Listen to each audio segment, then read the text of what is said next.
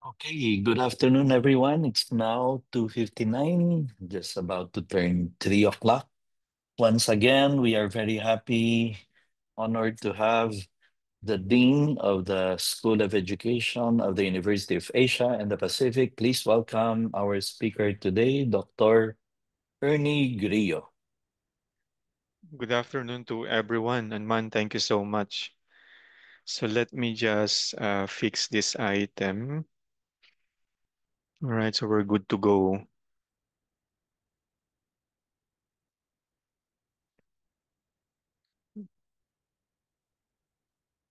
So this afternoon, I'm very glad to be here and we'll actually talk about a topic or the module that is quite close to my heart.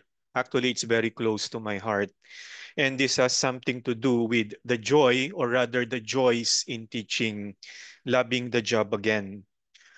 I would like to begin by revisiting what teaching is all about. And in order for us to revisit and probably later on to reflect on what teaching is all about, it is important to take a look at it from the perspective of a couple of good teachers, if not great teachers. If not great teachers. So this is something that we will do. And in doing so, I would like to request everyone to go back to your first day, the very first day when you entered the classroom, when you were very excited, when you were very enthusiastic.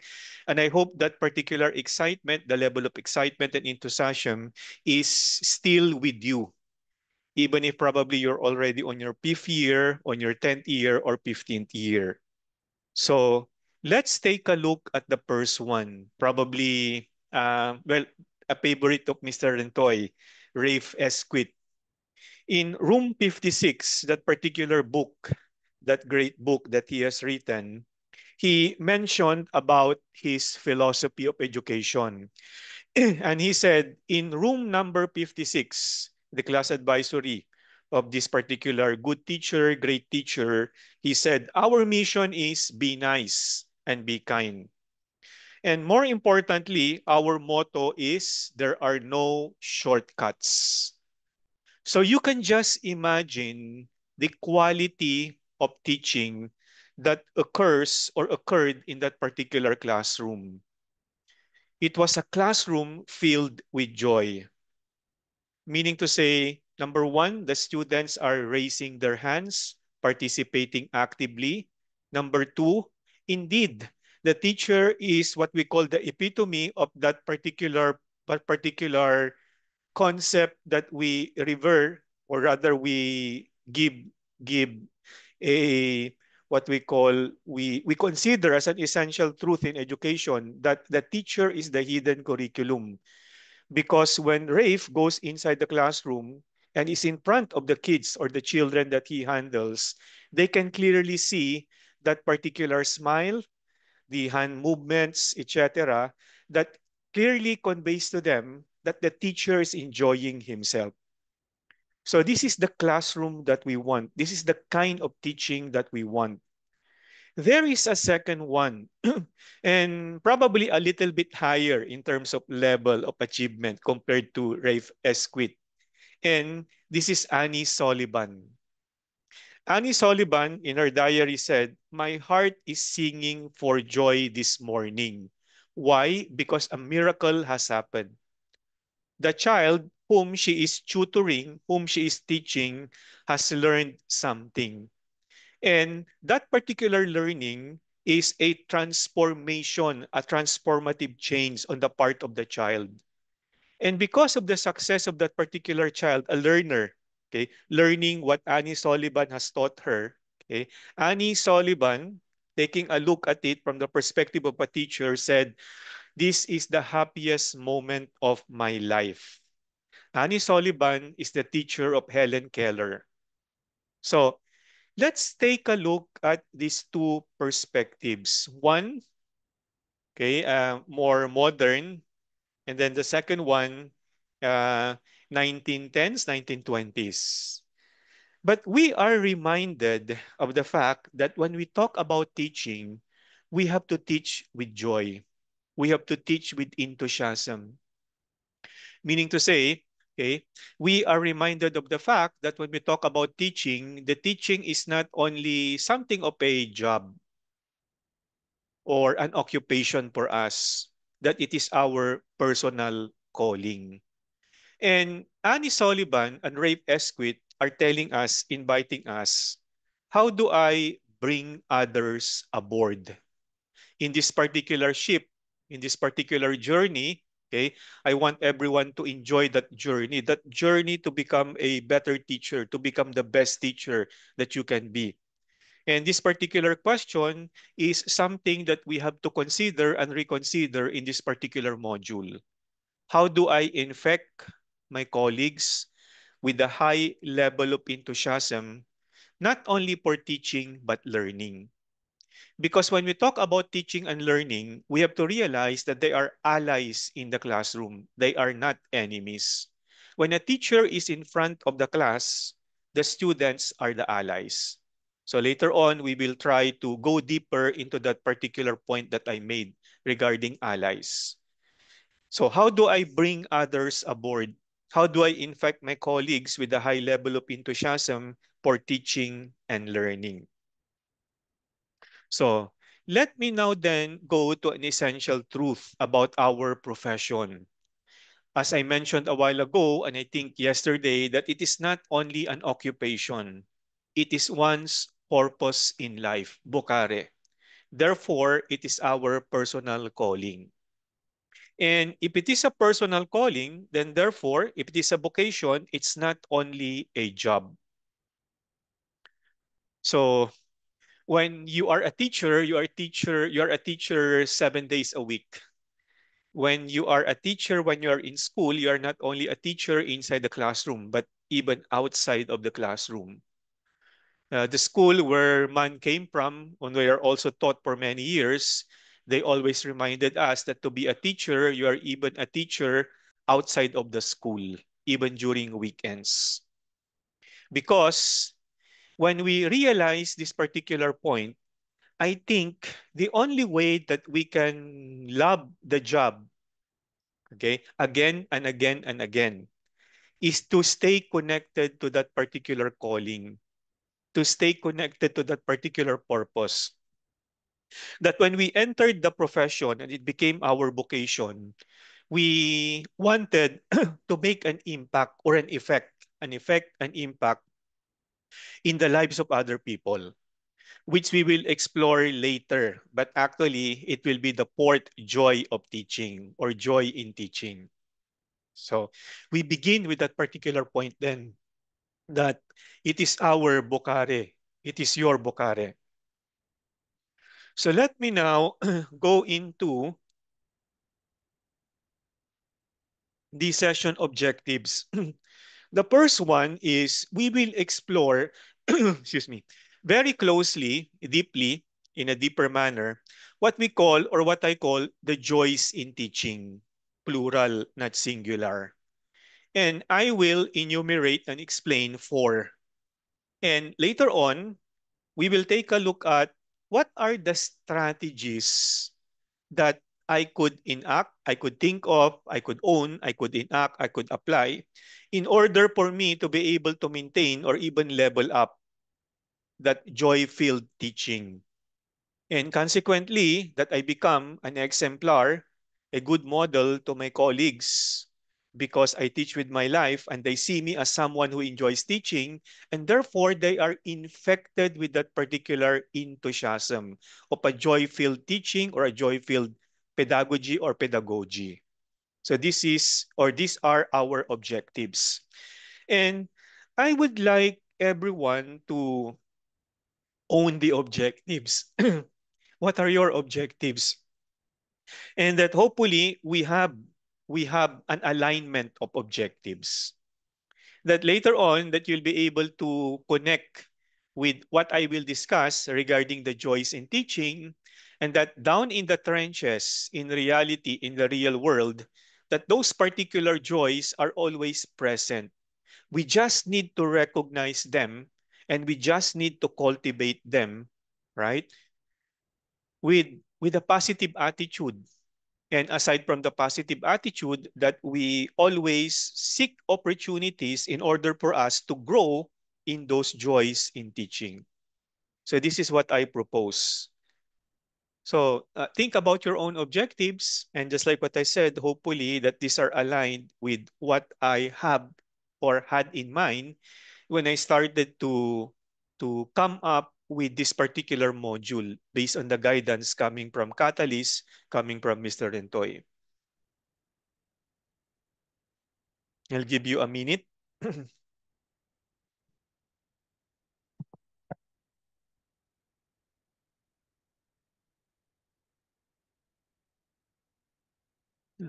Okay, so past this 1 minute. Let's move on and let's make a connection.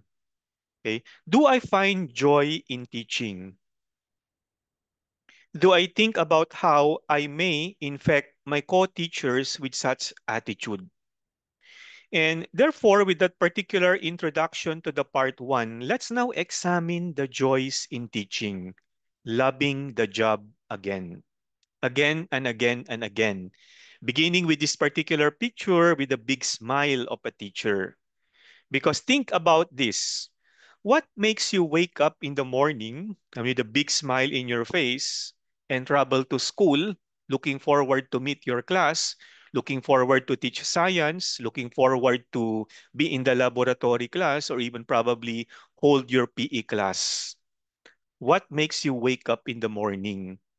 Because I would like to propose that there are certain joys in teaching, and that some of them somehow we don't actually think about them. We neglect them. And that's the reason why the obvious one is actually placed at the last, because it's so obvious that you can have joy in what you do. You can be very enthusiastic. You can be very happy in what you do because you're making an impact in the lives of other people. I place it at as the last one. The very first one that I would like to propose has something to do with your own improvement. Where else can you find a job, an occupation, wherein you enjoy it, and at the same time, there are many opportunities for you to actually improve yourself? There are many opportunities for you to actually improve yourself.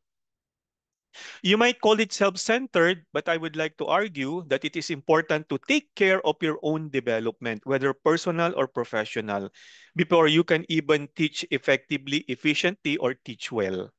That's the first joy of teaching.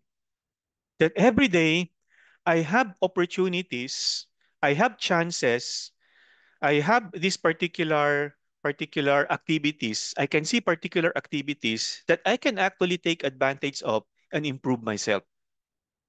Second one, that I belong to a community. I find joy in teaching that I belong to a group of people with essential agreements, okay, or agreement regarding our purpose, regarding our beliefs, regarding our values. And that in that particular community, I'm expected to contribute because I am an essential member of that particular community. There's a sense of belonging. I can identify myself that I am a teacher, particularly in the context of that particular school or even probably a school unit. Two, number three, that I can establish lifelong connections, not only with my colleagues, but later on, we'll focus on the students. That even when they leave the school, they remain to be my friends. That when they come back, they look for me. They ask for my name. They ask for me, that they want to talk to me. And in this an age of Facebook, etc., that we stay connected, that we send messages to one another, that we keep in touch. That's the third one. And the fourth one is obviously the most important and the most obvious, that we make a difference in the lives of other people. We are measured by our own impact, by our own impact. We have the best intention to promote the best interests of the people under us with our best effort. Always the best, right? The best intention, the best interest of the people under us with the best effort. Okay? And therefore, 1 plus 1 plus 1 plus 1 plus equals to 4, which basically talks about living a fruitful life. I mean, it's a worthy life to live. It is something you with that particular vocation, with that particular personal calling. If you take a look at number one, number two, number three, number four, when I do my best intention, according to the best interest of the people under me, pouring in my best effort, it's living a fruitful life. That is my proposition. That is my proposition. All right. So focus on one's improvement. I belong to a community. I establish lifelong connections and I make a difference in the lives of other people, perhaps even the principal, my colleagues, and particularly the students who are under me. And therefore, I I live, or when you retire, I have lived a fruitful life. I was not only after my own personal good, but I promoted the common good. This is my contribution to my country, to my community, country, and to the world. So think about these joys. Joy in teaching, I would like to make it plural, joys in teaching.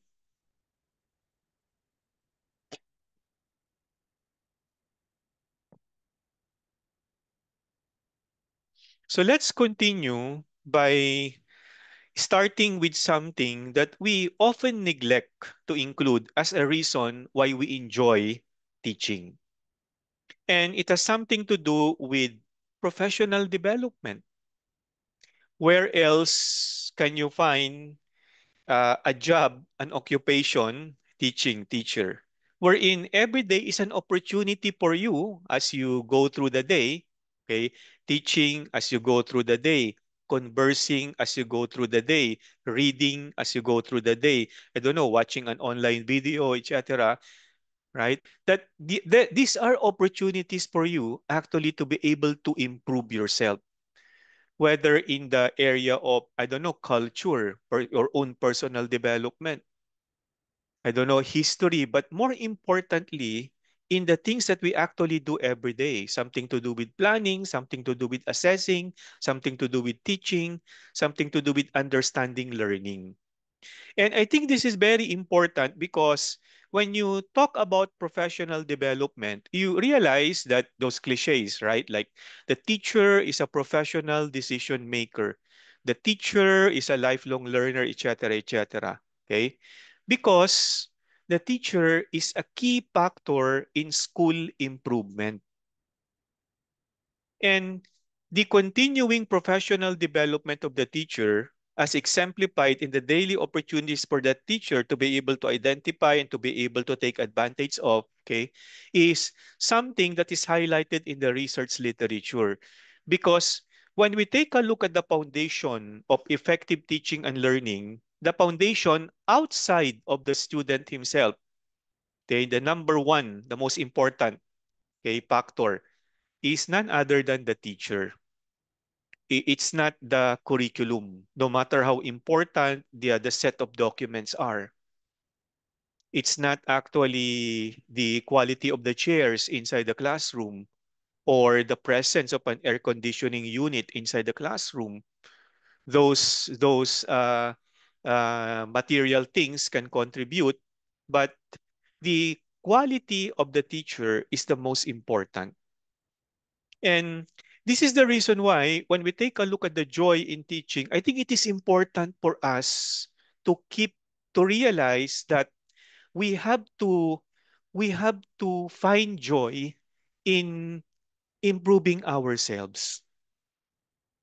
That when we have the chance, for example, to converse in the faculty room, inside the faculty room with a veteran teacher, and those veteran teacher have given you tips on how to manage your class well, that you realize that you have to have a smile in your face because this is an opportunity for you to improve. And if you improve, consequently, there is a bigger possibility that your students will improve. Well, it's not only about going to graduate school, no matter how important it is again. I mean, master of education, master in education, earning a master's degree, and it's also a part of career development. But okay, I would like to go to another what we call a common offering that sometimes we neglect to exploit in a positive term. But before that, I want you to take a look at what are the professional development opportunities in my school, or maybe in an ideal world, what should be the professional development opportunities. Because when we talk about PD, professional development, teacher professional development, well, in the research literature, some would argue that the word professional development is not appropriate. They would argue professional learning because it situates the teacher at the middle of everything, at the center of everything, and that the teacher is not only someone who receives the professional development opportunities, but participates actually. Well, whatever it is, okay, I think we understand that we're talking about the growth and development of the teacher. So, what are the professional development opportunities in my school? Or, in an ideal world, what should be the professional development opportunities?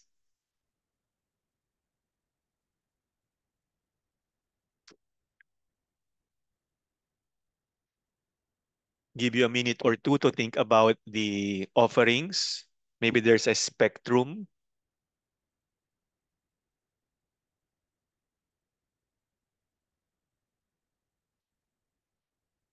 Okay, maybe on one side, we have a summer teacher training program in service. Perhaps twice a year or three times a year, we invite a speaker from outside of the school to come to our campus and deliver a talk about a certain topic wherein that particular invited guest has expertise in, etc. But many times we forget that there is a common professional development opportunity that we have to take advantage of, and that I propose you have to find joy in it. And this is what we call when your classes are observed, the classroom observation. When perhaps a principal, a department head, or a program director goes inside the classroom and observes your class. Or perhaps it's a teacher round, instructional round. Like, let us say you identify a good teacher, perhaps someone who is very good in managing the class, and then five teachers or four teachers band together, they group together, and they observe that class of that particular teacher. And after observing the class of the teacher, they study the moves, they study the decisions, they study the actions of that particular teacher with a laser light focus on precisely classroom management or a teaching method or giving feedback or the questioning approach or the questioning technique. What I'm trying to point out is that there are varieties of classroom observations uh, that are not evaluative but formative that actually you can take advantage of. Instructional round, formal classroom observations, because what I'm looking at is the idea of someone who can actually guide you, who can actually give you advice, who can actually even mentor you to be the best teacher that you can be. Someone to talk to you, someone to help you reflect. right? Someone to help you shape yourself. Well, he is like a potter, okay? Shape yourself to become better at what you do. Maybe in the way you organize a collaborative learning group activity or cooperative learning group activity, maybe the way you provide immediate feedback, and that particular feedback, aside from being immediate, is powerful because it's understandable. You use certain words that the students can actually understand right away, etc. So you need a coach or you need coaches because in reality, they come in different shapes and sizes in terms of the advice that you need. So this is the first one. And here, when you have a coach and you develop yourself professionally, you also develop your own identity. And if you use this particular framework, there are three very important areas or sub-identities. Something to do with, do I know my content, particularly high school teachers or even middle school teachers? Or do I know my teaching, the teaching method, the family of the models of teaching? Or do I know how people learn? Do I know how to facilitate learning? Do I understand my school's credo, the philosophy of education, etc.? And if we take a look at these areas of expertise, we realize that we have a lot of learning to do. We have to have this particular stance that we cannot stop learning because learning never stops actually. It never ends, especially for a teacher. So, pedagogy, content, and then education in general, particularly the context or even the children. So, you develop your own identity. Time to reflect. Let us take a look at a couple of questions in the next slide using the ADKAR framework, but only the first two letters. Number one, number two. Number two, I think, I don't know, okay, probably is more important than number one because we're talking about disposition. Am I aware of the need to have professional development activities or to attend professional development activities? And then do I have the desire to attend these professional development activities? Maybe sometimes we complain, maybe sometimes we don't like attending. But I think the general attitude should be to welcome these activities because these are opportunities for you to be able to improve yourself.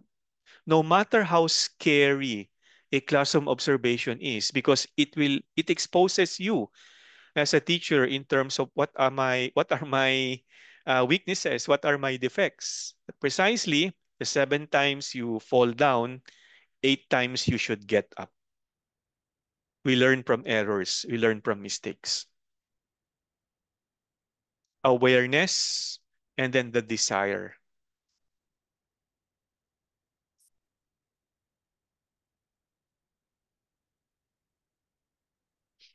All right.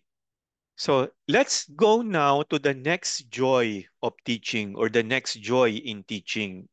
We belong to a community. Again, the smiling teacher. So I'm now going to talk about a community that strikes at the very heart of what we do as teachers because this particular community, the PLC, is connected to the fourth joy in teaching when we make an impact in the lives of other people. So it's the professional learning community. But first, I want to emphasize the word or the concept of community, right? So, number one, we will have a deeper understanding of our own experience personal as a teacher. I mean, okay, experience in terms of coming up with the unit plan compared to a lesson plan. Experience, for example, of let us say, uh, attending to an authentic question coming from the students. We all know that when we refer to the authentic question, that's the most important question in the class. Because that question, even if, for example, it rattles you, because it comes from a student, right? And that particular student or the class knows the would like to know the answer to the question, it is authentic. Because many times we all know that when we ask questions in class, we already know the answer. That's why in the research literature, when they refer to a student question, a very powerful one, talks about, let us say, a big idea in that particular unit or lesson, that particular question is authentic because it comes from someone who has a desire to know. We also have personal experiences of that sort. And we have a deeper understanding if we actually talk about it. If we actually, just like in a meeting, it becomes an agenda item and we talk about it among like-minded or like-purpose persons, our colleagues. So this is the community that we're talking about. You share in each other's activities, each other's experiences, because the second one is you have a common end and you have a common purpose. What is that common end and common purpose? Well, okay, PLC, student learning, student learning.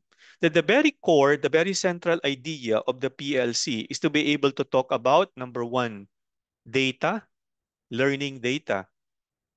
Number two, issues, problems that may probably impede or serve as obstacles in student learning. Or probably even number three, what are the best practices or recommended practices that we must do inside the classroom in order for our students to learn or for us to facilitate learning on their part.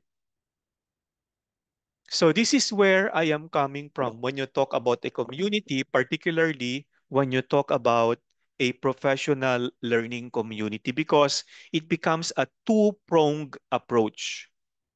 I enjoy talking about things that are actually very important to me. I mean, okay, you don't talk to yourself. I mean, that's possible when you reflect, you talk to yourself, okay? But this is an opportunity to talk about these things that are important to you with people whom probably you not only consider as colleagues, but as friends. And sometimes they become your critical friends because they give you advice, maybe hard to swallow, hard to realize, okay, difficult to realize that you need improvement, but in the end, when you implement them, when you think about them and implement them, you get to improve yourself. So community building, and then because you're talking about your students, a common end, a common goal, a common purpose, you also improve student learning. Isn't that a potent combination? And that when you participate in those PLCs, there is a smile in your face because you know that everyone, okay, I mean, all teachers are engaged, all teachers are participating, and that you're rowing in one direction, that in pursuit of that particular mission and vision of the school, that that particular community is bent on achieving the objectives that you have set forth in your curriculum. So a two-pronged approach because the core of the PLC is achievement, achievement on the part of the students. Excuse me, whether that particular achievement has something to do with competence or something to do with character, so something to do with academics and something to do with personal formation. All right. And actually, if you think about it, when you are in a PLC, professional learning community, you are a learner and you learn about how your students are learning, how learning works, or why are they not learning? Sometimes how it fails, how learning works, and how it fails. And because you are interested in how it fails, that you are trying to solve a problem. Well, in the first place, find the problem first and then solve the problem. Problem finding, problem solving. So improve their practice, the teacher's practice to effect student learning and achievement. Rapid authoring, maybe 2 minutes. When was the last time I attended a PLC activity in my school? What kind of PLC activity was it? What did we accomplish?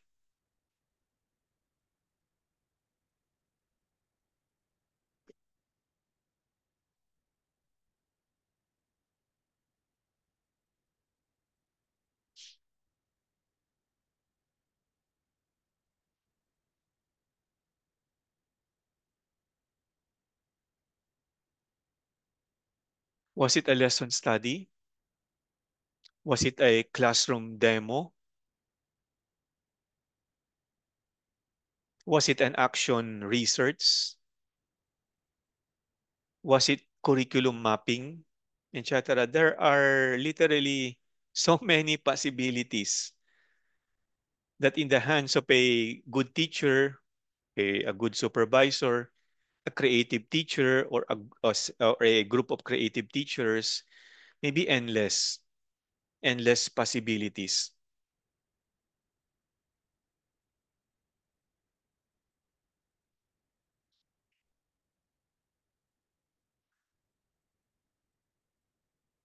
Right. So let's move on. And again, the students, it's results driven. Okay. What is the impact of what I do inside the classroom, right? Or maybe even outside of the classroom. I mean, when you see people, for example, sitting on a bench and talking to one another, I mean the teacher and the student, or for example, in the corridor, when the teacher is, well, he exits the classroom and is about to go inside the faculty room, and then suddenly a student, okay, calls his name and wanted to clarify something, or probably inside the classroom, the lesson plan is not working, and then you revise the lesson plan right away at that particular moment, or it's not in the lesson plan, but it's a teachable moment, etc. So there are many scenarios.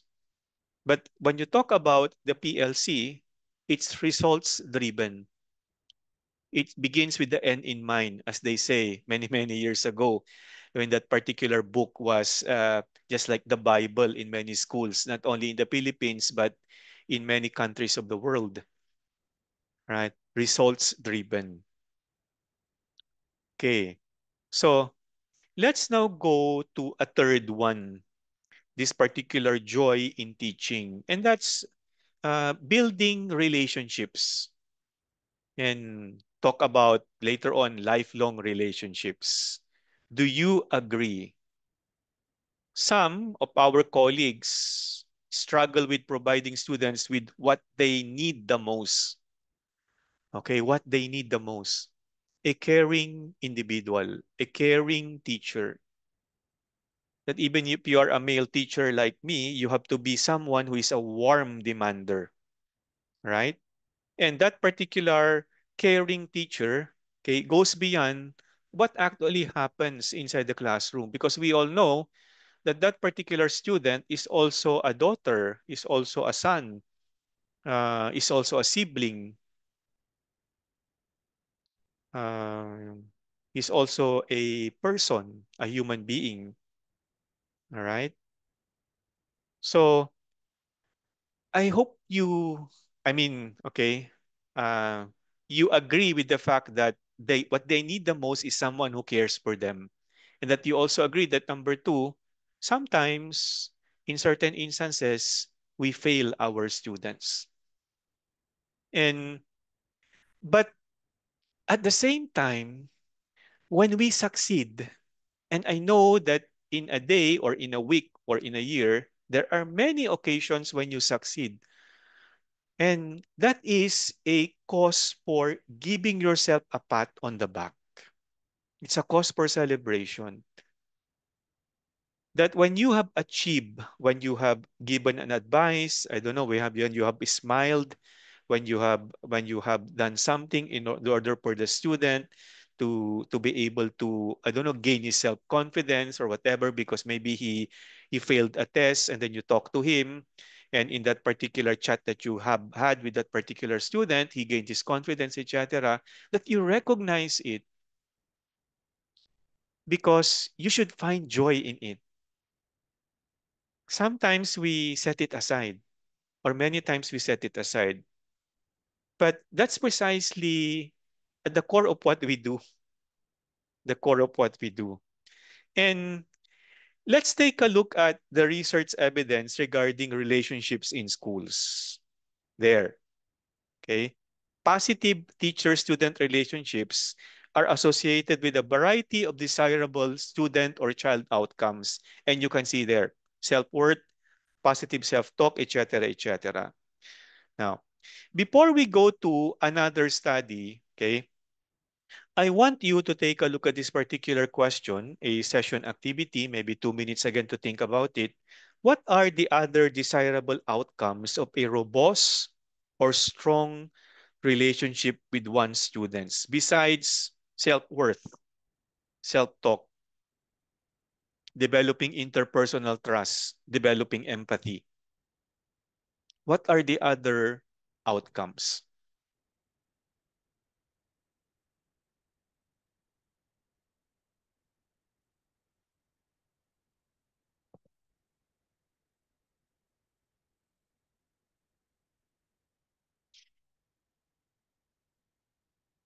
Okay, let's go to a higher level, a meta-analysis. And here, healthy teacher-student relationship could account for a range of positive outcomes. Self-esteem. Number two, motivation. And that particular motivation is translated into practical action, engagement. I mean, yesterday I mentioned that no matter how good you are as a teacher, we can never ever do the learning for the students. And therefore, the very first thing that we need to do is to motivate. And hopefully, there will be a practical action on the part of the student, and we have engaged the student. A reduction in disruptive behavior. And we like that.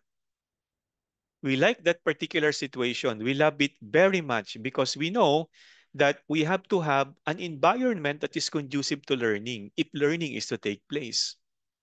We have to maximize the time and the resources when we are inside the classroom.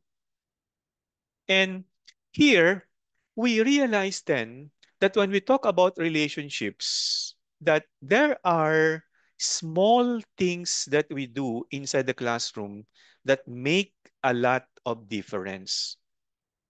And that later on will hopefully build a lifelong relationship with our students, because when they go out of the school, when they graduate, they recognize you as someone who is not only a good teacher, but who has actually have had an impact in them. I mean, small things like, number one, I mean, we should congratulate ourselves and find joy in what we do when, number one, we remember the nickname of our student. We don't call him Rentoy, Grillo, or De La Cruz.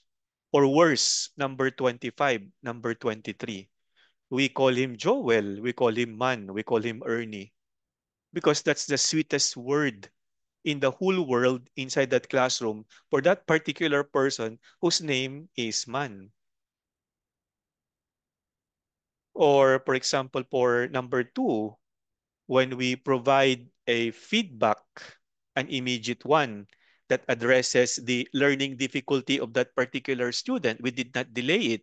Because if we give the feedback a week after, the student might be scratching his head and saying, what is the feedback for?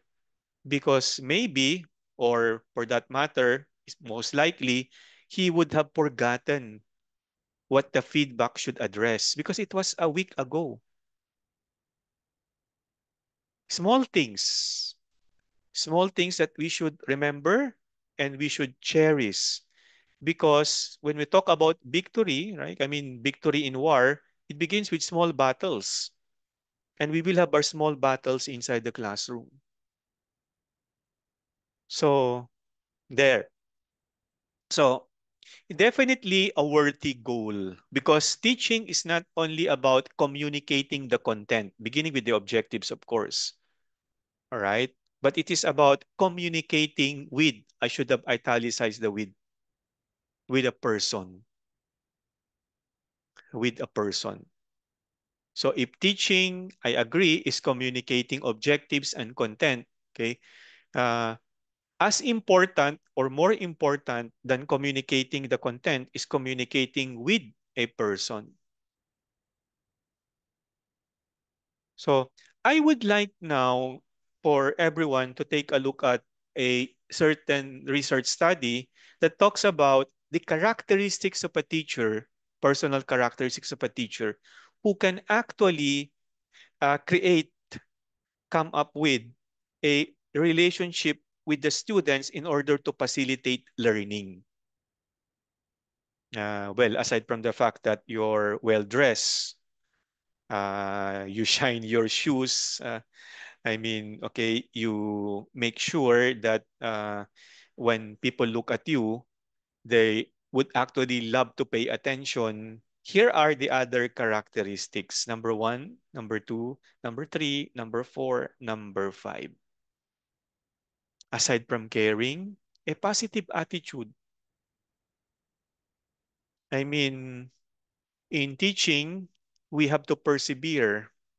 We have to be very patient. We have to have a positive attitude that despite the difficulties, the obstacles that we encounter in our daily teaching, that tomorrow will bring a better result, a better environment. You have to be someone who is a good communicator, not only with the words that you choose to use, but also with your hands, with your eyes, with your lips, with your smile.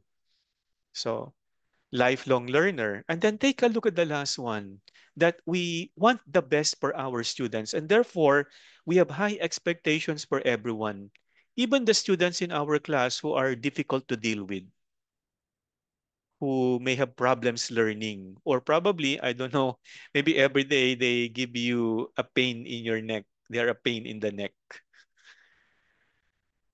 So because I mean, when you take a look at our profession, at our vocation, we serve. Yeah, we are the servant leader. High expectations. And consequently, when we expect high of them, we have to give them the high support. Okay. As I mentioned yesterday, high expectation, low support, it will not work. The students will not be able to achieve the outcomes that they have set for themselves. Okay. So worse is low expectations and low support. So high expectations, high support.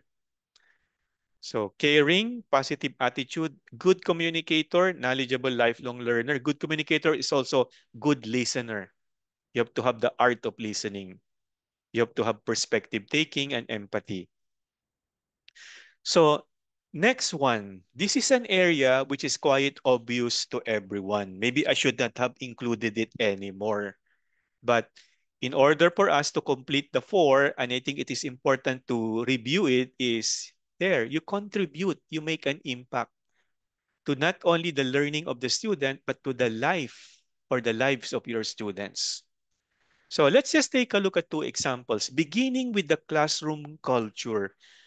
The classroom culture that you help create, that in that particular classroom, there's a sense of belonging, there's a sense of community, that in that particular classroom, you develop the virtues probably of patience, of perseverance, of caring, of kindness, etc. So when you come up with that particular goal and you are able to achieve the goal with the help of your students, then you grow good people, you develop good people. As we always say when we talk about social studies education, you develop Okay, you participate, you have contributed in developing good citizens. Good citizens, because that particular culture influences how they think, how they behave, how they learn. So just one. Another angle is when you have a teaching approach, and that particular approach is not only a joy-filled pedagogy or pedagogy, but actually you involve the students in their own learning. When, for example, I don't know, journaling or bring out a size 4. Okay, maybe the younger teachers will no longer be able to identify what a size 4 is. One fourth, okay, size 4, size 1, size 2, etc. Okay, when they write, what did I learn? What I did not understand? What I would like to pursue, etc. Or maybe a more specific question on the topic, maybe has something to do with math, something to do with science. But when you make the students reflective, you allow them to actually reflect on their own learning, you're contributing to their own development. You set aside the fear that, oh no, I will collect 30 papers and that I will read 30 papers. Maybe you will not do it every week, maybe every 2 weeks, maybe every 3 weeks, especially, for example, if you have 5 or 6 classes with 35 to 50 students. But there is an opportunity for the students to actually reflect on their own learning. Because when in reflection, they go deeper. Okay, as they say, when you write, when you say, take some time to write, you also take some time to think more. You spend more time thinking about the idea. Classroom culture, making them reflective. There could be a number three, there could be a number four. Uh, but okay, what we are saying is that you are able to make an impact. And in this another activity, smile sheet, okay, what is your personal reaction about reflection facilitation and developing that classroom culture? Would you give a smiley icon, and why?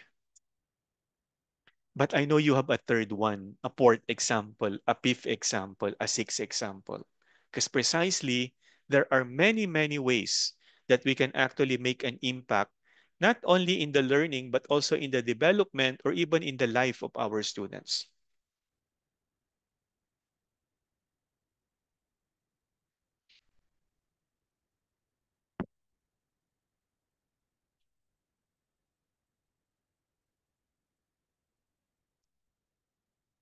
All right. So I want now everyone to focus on our purpose. I am living a fruitful life. I have lived a fruitful life. I don't know, maybe when you're already 60, 65, I have lived a fruitful life. Because when we take a look at that focusing on one's purpose, Mother Teresa, number one, so she was interviewed. The senator asked her, how can you bear the load without being crushed beneath it? Mother Teresa replied, my dear senator, I am not called to be successful. I am called to be faithful to my vocation, to my personal calling. I think faithfulness should come first before success. We have to be faithful to what we have set for ourselves. Anyway, it's your choice. It's just like in a research paper class, right? Okay, you you make the students, you hear them, you value them, you see them, you hear them, therefore you value them. They have a voice and a choice. And in this profession that we have, our vocation, it's actually our choice. And you are not called, I am not called, we are not called to be successful, but to be faithful to that vocation. Second one, going a little bit further, the big P in purpose is the path, while the little p, path, big P, small p, practices. Because when we talk about the big P, it's about the why. When we talk about the little p, it's about the how. Purpose, but a purpose is put to naught. Okay? It's not important. You will not realize it without the small p or the little piece. And then other than the practices. The big P, the why, the little p, the how. Maybe even when or where. Okay? Maybe even when, maybe even where. Yeah. Send an email, a two-sentence entry about your joy when you realize that you have had an impact on your students.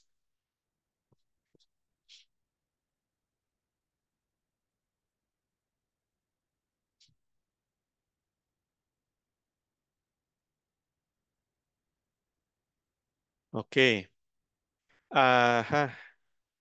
So I have the strategies, but I will end here. Okay. I want you to think about the strategies on your own with those four. Okay. So it's almost 4 o'clock. Thank you so much. And thank you to Catalyst, most especially to Man and to Joel for inviting me to deliver this particular session. Hopefully, I'll be able to see you again. Thank you so much. Thank you so much, Dr. Grillo. We have just posted in the chat box the link to claim the certificate. I will also now share the screen with a QR code so that you can also scan the QR code or click the link in the chat box to claim your certificate. Great. As mentioned there, for any concern, please send an email to activities.catalyst@gmail.com. Okay, many of our participants will be catching the recording because today is last day of the week for classes. Let me just first stop the recording.